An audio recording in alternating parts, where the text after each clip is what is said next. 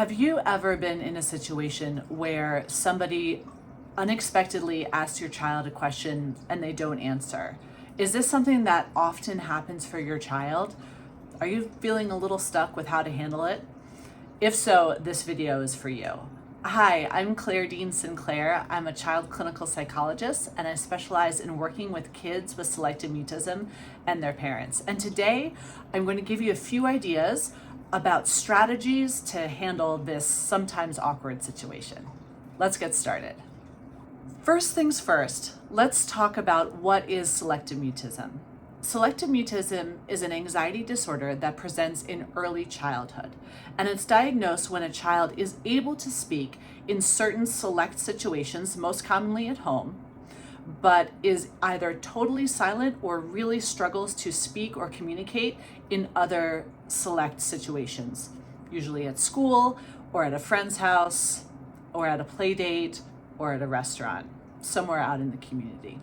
It is very common for kids with selective mutism to struggle when they are asked a question by an adult. So, for example, let's say a neighbor comes over to your home and asks your child, "Hi, how are you today? How old are you now? And what grade are you going into next year?" Those are really common questions that adults will ask kids, and kids with selective mutism greatly struggle to answer. So if this is something that your child is struggling with, please know you're not alone. This is a really, really common struggle for children with selective mutism. So today I want to give you 3 simple steps that you can take to help and support your child in those situations. The first thing that can be really helpful for kids with selective mutism when they are talking to an adult with whom they have not already spoken is to set your child up for success. One of the ways you can do this is by communicating with the new person who's going to be talking to your child. Again, maybe it's a neighbor coming over to your house. Maybe it's the new teacher. Maybe it's the parent of a friend.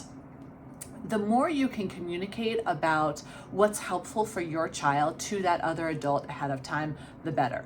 So it might look something like this. Let's say you're having a neighbor over for coffee. Talk to that neighbor ahead of time and tell them something like, we're really looking forward to having you over for coffee later. I just wanted to talk to you a little bit about my child who is working on using his or her brave voice.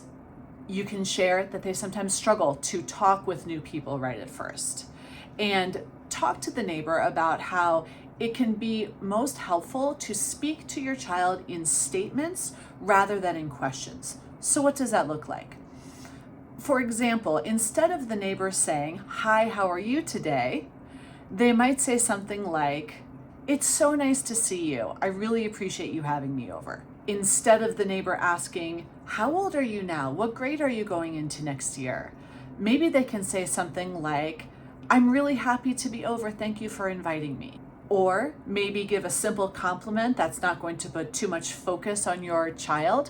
Maybe something along the lines of, "Those are really cool shoes," or "I really like the art project you're working on." These simple changes of speaking in statements, warmly including your child, but not asking questions at first, can really go a long way to help your child feel more comfortable with that new person. My second tip has to do with what you as a parent can say in front of your child to help them feel more confident. If a child doesn't answer an adult right at first, it is very common for that adult to make some comment about that. For example, "Oh, he's so shy," or "Does she talk?" Parents may also feel a lot of social pressure to answer for their child. Let's face it, if an adult asks a child a question and they don't answer, that can feel uncomfortable, both for the child as well as their parent, as well as for the person who asked that question. So oftentimes parents tend to jump in and answer for their child in that moment. And although this of course comes from a loving place, parents answering questions for their child can inadvertently reinforce the child's belief that they can't answer. So, what can parents do instead? Give your child 5 to 10 seconds to see if they can answer. And if not, if they're not quite ready today, it can be so powerful for kids to hear their parents say something along the lines of, my child is working on using their brave voice, and I know they're going to be able to answer when they're ready. Or if somebody has made a comment about your child not talking or that they're so shy, you as a parent saying something like, my child is actually not shy. They talk all the time at home. And right now they are working on building their bravery and talking to new people. And I know they're going to be able to get there. Your child hearing that statement of confidence from you as their parent is so powerful and really goes a long way to building up their confidence and their bravery, and knowing that eventually they will be able to find their brave voice. My third tip is to build stepping stones for your child. What might this look like? Let's say this neighbor comes over and asks your child a question. What grade are you going into next year, for example? And your child freezes. Again, give them 5 to 10 seconds to answer.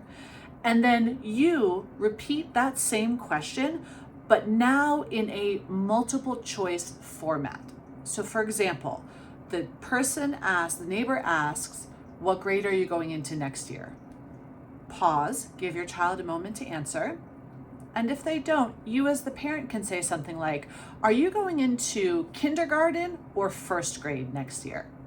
It can be helpful to put what you know is the right answer in the second position of that question. For example, if your child is going into first grade, make sure first grade is in the second part of the question, so it's easier for them to just repeat back what you just said and successfully answer the question.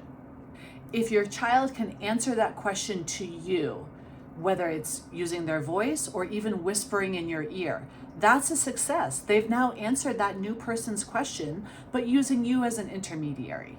And that can be a really helpful stepping stone towards building their bravery. Now, for some kids, even that is too big of a step. So perhaps in a few minutes after everybody's settled in, you pull your child aside. Ask them to come into the kitchen with you to help set up the cookies on the tray that you're going to bring out. And repeat that same question again, but this time you're in a totally separate room away from that new person. Now remind me, are you going into kindergarten or first grade? Even if they can whisper first grade to you in a totally separate room, that is still a helpful stepping stone. A new person asked them a question and they were able to answer that question, even with a lot of support and a lot of distance from that person. And as your child progresses and builds up their confidence, you can take small steps forward. For example, maybe you're working on answering questions to you in front of a new person. Maybe you're working from whispering in your ear to telling you a few feet away from your ear. These are all small stepping stones that you can set up for your child to build their bravery and set them up for success. In summary, in today's video, we talked about 3 steps that you as a parent can take to help set your child up for success when they are around people with whom they have not yet talked. Step 1 is to talk to that new person ahead of time and tell them that your child is working on building up their bravery, and it's really helpful to not ask your child questions at first. Instead, give that new person some examples of welcoming, kind statements that they can make to your child instead of asking them questions. Tip number 2 is for your child to hear you make statements about them that are positive and encouraging. Things like, I know my child is going to be able to talk when they're ready. If somebody does make a comment about your child being so shy or not able to talk, step in and correct this myth. Say something along the lines of, I know my child is going to be able to talk when they're ready. They talk all the time at home. They're just working on building up their brave voice right now. And tip number 3 is build stepping stones for your child. If your child can't answer a question right at first, rephrase that question in a multiple choice format. Is it this or that or something else? Praise and encourage your child for answering that question to you as their parent. And if you need to step away to a different room to ask that question again, That's totally fine. All of it is building up baby steps to help your child build their confidence and find their brave voice. Thank you for watching this video today. If you found it helpful, please give it a like and subscribe to this channel for more information about selective mutism and how parents can be the best advocates and best supporters for their child to find their brave voice.